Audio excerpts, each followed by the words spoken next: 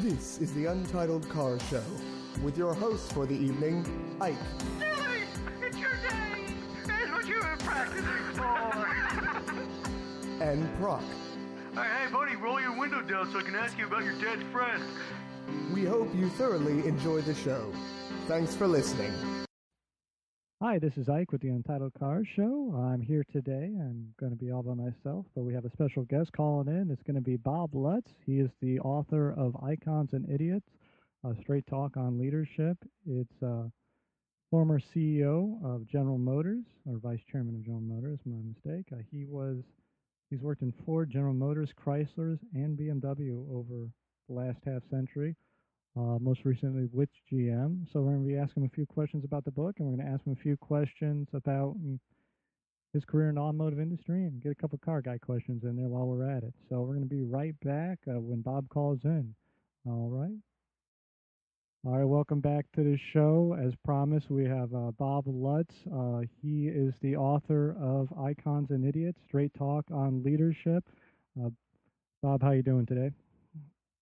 I'm doing fine. Thank you very much. Hope this is true for you. Yep.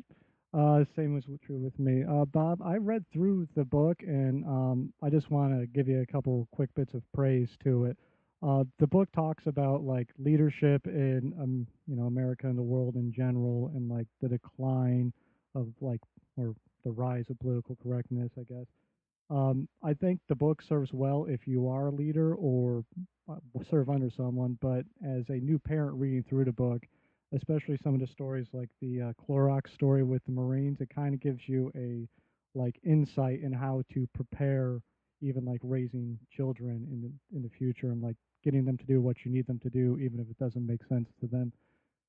So, Yeah. I love in the book too, you talk about how most of the leaders you served under were not like average Joes, and you even admit to yourself, like as a child, to have what would now be called ADD and like being a slow learner and whatnot, and how that kind of forced you to like down a path that took you to the pinnacle of industry where you're at now. So it's a great book. It's a great read, and for anyone out there who hasn't read it, I think you need to go pick it up and read it because it's very hard to put down. Well, thank you. I designed my books to be educational, but I want them to be educational while being entertaining. Yeah, it's very entertaining. It's got each chapter or each leader has like one or two like great stories that will have you laughing out loud. Yeah, thank you. I'm glad. That's the purpose of the book. If people learn something, I'm happy, but I basically want them to be entertained. Yeah. What I love about the book too is it's very even-handed with the way you approach all these people you used to work with and work under.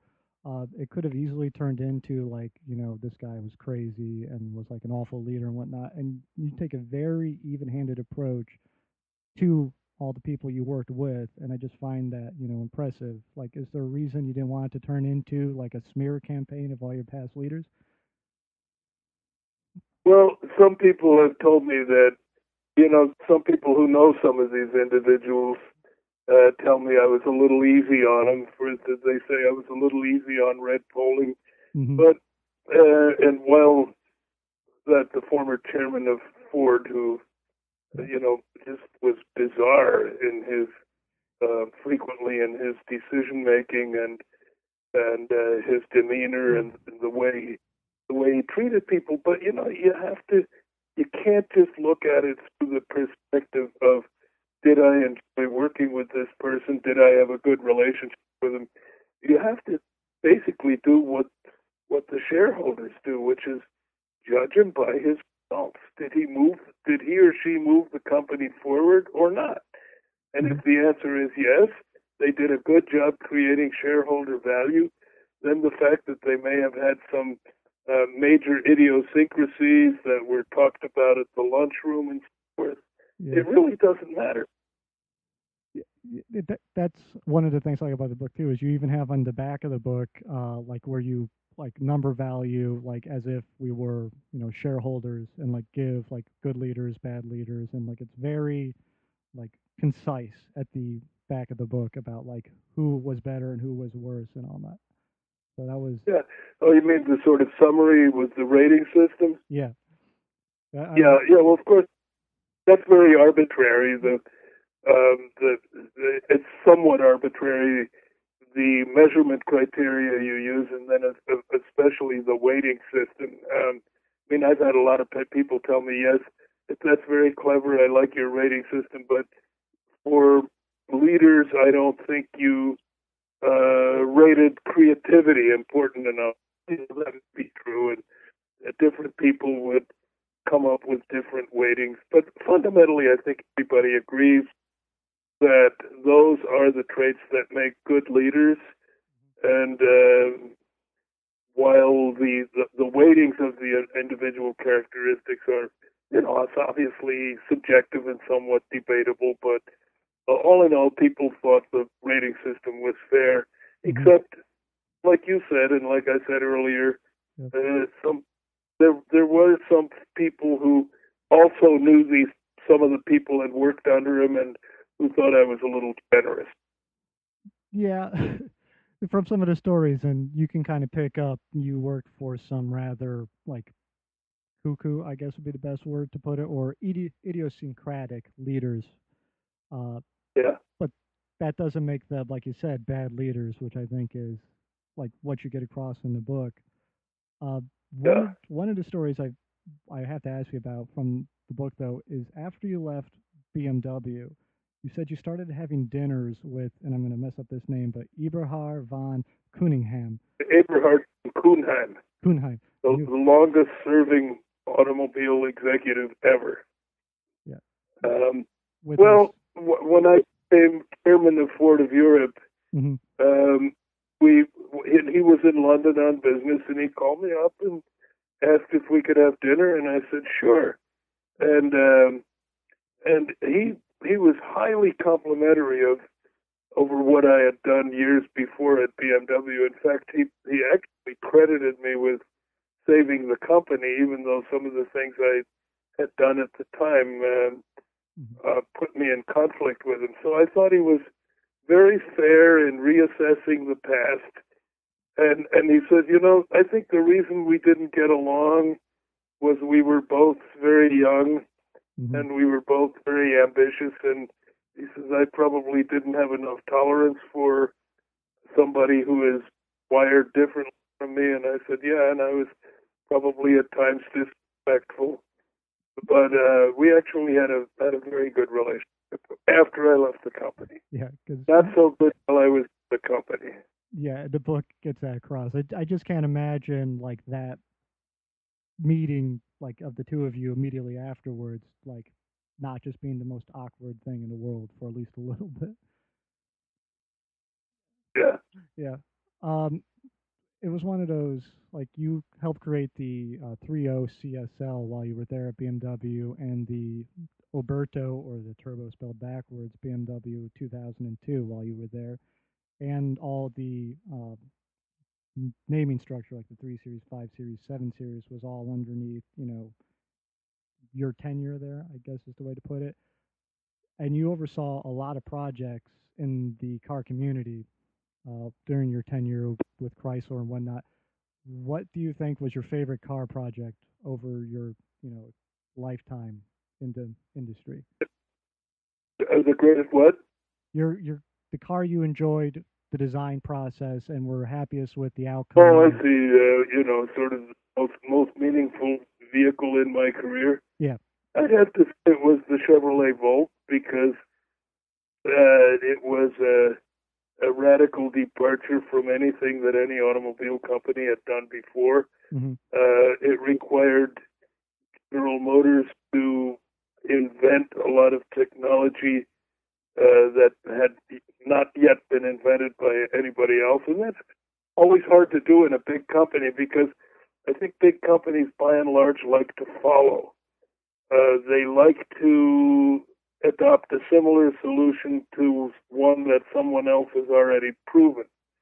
And they generally don't like the risk that comes from having to invent something themselves. and of course the Chevy Volt was exactly something that nobody else had done before. Nobody else had ever used lithium-ion batteries. Automotive grade lithium-ion batteries didn't even exist when we started the Volt. So that was a very exciting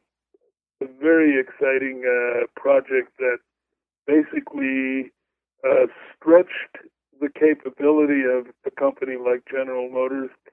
And it was also, there were a lot of naysayers, including our number one Japanese competitor, Toyota, who had actually called press conferences to point out to the global media that what General Motors was announcing here was a public relations stunt, and that a lithium-ion powered electric car or plug-in hybrid would never see the light of day. And of course, if it were feasible, Toyota would have already done it, because everybody knew that they were the technological leader in battery power and so forth. So, and you know, at the time, General Motors' credibility wasn't all that high. And when journalists were told by GM, we're going to do it, and then Toyota said, don't listen to that, they can't do it. Back in those days, it was like, whom do you believe? Yeah. And most of them elected to believe Toyota. So it was a tremendously satisfying program when the car finally hit the road, and was named Car of the Year in the United States by U.S. journalists, and was also named Car of the Year in Europe, which was the first time that's ever happened. Yeah. And it did a lot towards reestablishing GM as a credible automobile company. So I think that was, I mean, have I worked on cars that were faster and more visceral and so? Yes, of course. Yeah. But all in all, I have to say the Chevy Volt is the one that I look back on with the most satisfaction. Well, it's nice to have that car that not only works great. I've driven one; they drive really good and they handle fairly decently for an electric car. But to have the extra little bit of oomph for being in, basically started a new industry. I mean, when you have BMW chasing GM's tail with their all new electric cars that are coming out, are basically similar to the Volt, and their or kind of their design layout with an engine and electric drivetrain. You got to feel good about that, and you get to stick it to Toyota by saying, "Oh, you didn't think we could do this," and then just jabbing them with that. Like that's one of the things that you seem to have an uncanny knack for, is predicting trends in the automotive industry. You said electrification of the automobile is inevitable. I mean, that's something that we're seeing now. You foresaw the market for cars like the Pontiac G8 and the Camaro coming back to the U.S. What do you think's the next big trend beyond this, if you even think we're beyond? Well, without question, electrification is stalled a little bit now because of the low price of fuel. Yeah. But that's just a momentary thing. Ultimately, cars will be electric. It requires more advances in the battery field, which will be coming in the next 5 or 6 years. No question about it. And once you have, say, a lithium-ion or similar battery with a range of 400 miles, then there's absolutely no reason to have an internal combustion engine, because nobody's going to drive more than 400 miles a day anyway. And then there's also no question that cars of the future will be fully autonomous. There'll be standardized little driving modules which you will call to your home, and then you program in a destination. The thing takes you to the freeway. Once on the freeway, it merges into a high-speed train of other modules like yours, and the whole thing moves at about 120, 150 miles an hour. So it actually becomes the fusion of mass transportation and individual transportation. Then when it leaves freeway, your module will go into deceleration lane. It'll go out the exit. It'll take you to your final destination. Then you leave it. You'll be billed for the mileage you used, and the module goes off and parks itself. And this, of course, is a much more efficient use of the transportation grid than everybody having their own car, which they only use a tiny fraction of a time. And we're seeing the transition to this. Various things are pointing in that direction. Uber is one, which is basically the same thought of individual on-demand transportation models, except here there's still human drivers and conventional cars. Car sharing is another one that tries to enhance the efficiency of the grid by making a better use of the vehicles that are out there. And all of these things, there'll be a phase where cars will be autonomous on the freeway, but not off freeway, and that's actually here now. Yeah. That'll be followed by cars that are autonomous everywhere, and the first generation of those may well be conventionally powered. In other words, fossil fuel and internal combustion engines. Yeah. But that will all transition to electric drive. Now, I may not see it. You may. I don't know how old you are. It's a couple of decades away. Yeah. I agree with cars you. Will, What? I'm sorry. Yeah, cars will be relegated, just the same thing that happened to the horse. They'll be relegated off highway, and they'll exist in automotive country clubs and off-road venues and so forth. And people they'll have their cars, but they can only have them on privately owned property. And road use is strictly for the autonomous modules. Mm-hmm. And what I really haven't figured out is what happens to the premium brands in a situation like that. Since you don't own your own module, how do you have a Mercedes-Benz BMW module if on the highway it doesn't go any faster? It doesn't do anything that the others don't do because they're going to be standardized anyway. So that kind of sets up some interesting questions. That's fascinating. Maybe just better interiors, or comes with a drink server or something. Who knows? Yeah. It sounds great for the alcoholic inside of me. I got to be perfectly honest, because being able to get to and from the bars without having to, drive would be bad for my liver, but good for my enjoyment. Yeah. Getting back to the book a little bit, one of the things I found fascinating about the book is you do seem to have the ability to kind of like read and understand people. So like not only do you kind of know where the market's going, but you, in retrospect, looking back, you're kind of able to understand people. Like you had your aha moment with Caldwell, where he said his hopes, his dreams, grandeur, and weakness. You all understood it. Mm-hmm. Do you think this is something you kind of like were able to do at the moment? Well, it's probably.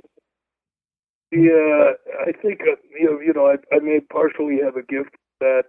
I was also always very interested in psychology, and while I was getting my degree in business administration, I spent a lot of time over with the behavioral science folks, and found that knowledge of human behavior served me extremely well when it came to my automotive marketing career. So there's some of that, and then don't forget, a lot of it is hindsight. I mean, a lot of this analytical capability, and it occurred to me, like in some cases, 15 or 20 years after the fact, what was actually going on. If I'd been like more perceptive when it was actually happening, I probably would have gotten myself into less trouble. Good point. You do, in the book, you do seem to end up in trouble, quite a lot. Yes. Speaking of Well, that, one of my faults, and it always endeared me to the media, but not necessarily to the company I was or my superiors, was I tend to be very outspoken, and that's of course not always popular. no, but like you said, us here in the media, we love it. It's it's nice too because you well, as like a leader, a lot of times you feel like when they're talking with the media, they're feeding you, pardon the phrase, but a lot of shit that's not true. And whenever you've talked to the media or whatnot, I'm sure they didn't get that impression. Very direct and to the point, and it comes across in the book that way.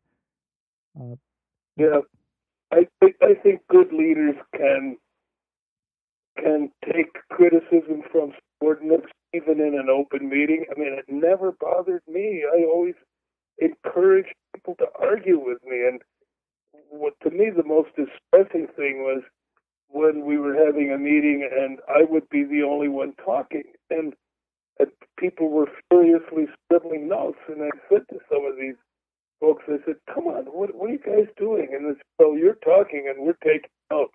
And I said, "But not everything I say is true. yeah. Argue with, for Pete's sake."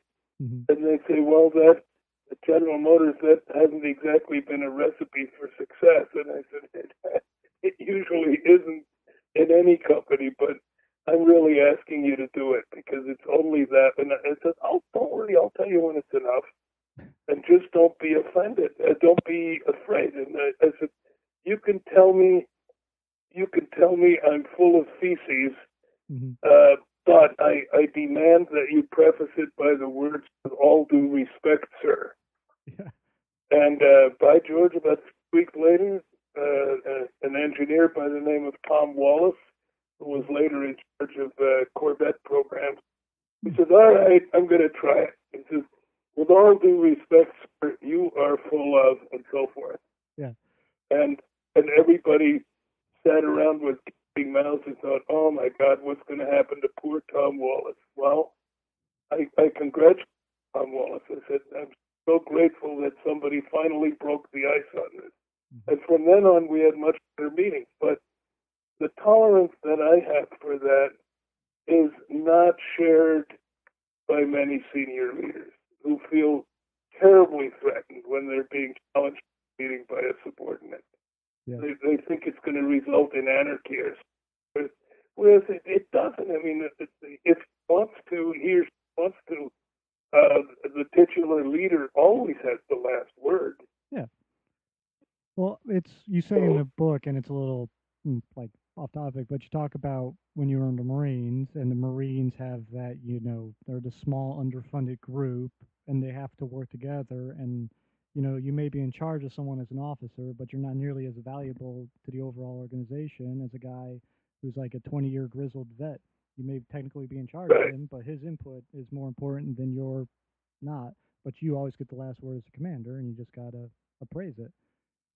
And I wonder if that's what led you to be able to take, crap and like not insubordination, but input from people below you, whereas people who were not in the military and specifically the Marines were not. And that's a little off. Well, Hmm?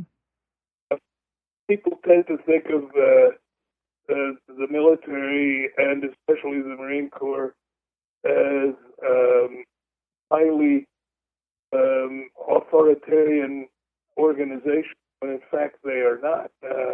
Mm-hmm. One of the great things, especially about the Marine Corps, is the development of leadership traits in your office. And the Marine Corps is something that no private organization has. It is a monthly publication called the Marine Corps Gazette, in which officers are encouraged to write articles about Marine Corps doctrine, Marine Corps policies, things the Marine Corps should be doing. Those articles can be critical of senior Marine Corps leadership, and that's not considered threatening, and it's not considered insubordinate. In fact, those officers intelligent thought pieces to the Marine Corps Gazette are generally considered to be the future leaders. That's fascinating. Like you said, you don't get that anywhere else. I know we're getting a little short on time. I know you have a hard out. Let me just ask one final question here. What do you think was the biggest factor into why you got into the automotive industry? The biggest, like what was the biggest, moment? the biggest. Like the moment you knew this was what you wanted to do was work in the automotive industry. I think about the time I was 3 years old. When I mean, my whole life has been around cars, toy cars, pedal cars, model cars. And anytime I was asked what I wanted to be, I always said I'd like to be an automotive industry executive. And then during World War II, when there were no cars, it switched over from automotive executive to fighter pilot. And then I was, as stupid at that age, when I was 15, I was disappointed that World War II came to an end, and I felt I had been deprived of my chance to fly fighters and shoot people down, whereas, you know, in reality, I might well have been the shootee as opposed to the shooter. Yeah. But then I joined right after the Korean War and was military fighter pilot for 9 years, 11 years. So I got my chance. And but then once I went to graduate school, the focus was entirely on orienting myself to the automobile industry. There's two other industries I could have been happy in. The aviation industry and the motorcycle industry. All of those would have been. That's very mechanically minded. Very few people you hear like wanted to be a fighter pilot and, you know, ahead of an industry and actually got the chance and did both. So very. I consider myself very blessed and very lucky. Yeah, very blessed and lucky to have you on the show today, Mr. Bob Lutz. So thanks for having me. It was fun. Well, thanks. You're welcome back anytime you want to come back. For those of you listening out there, Bob Lutz, he is the author of Icons and Idiots, Straight Talk on Leadership. I highly recommend you go out and listen to it. Thanks again, sir. Thanks for your service, and thanks for being here with us today. Thanks very much, Mike. Thank you. Have a good one, sir. Yeah, you too. Thanks a lot. Bye-bye. Bye-bye. All right, again, that was Bob Lutz, Straight Talk on Leadership, Icons and Idiots. We're so lucky to have him here today. Thank you all for listening, and have a good night.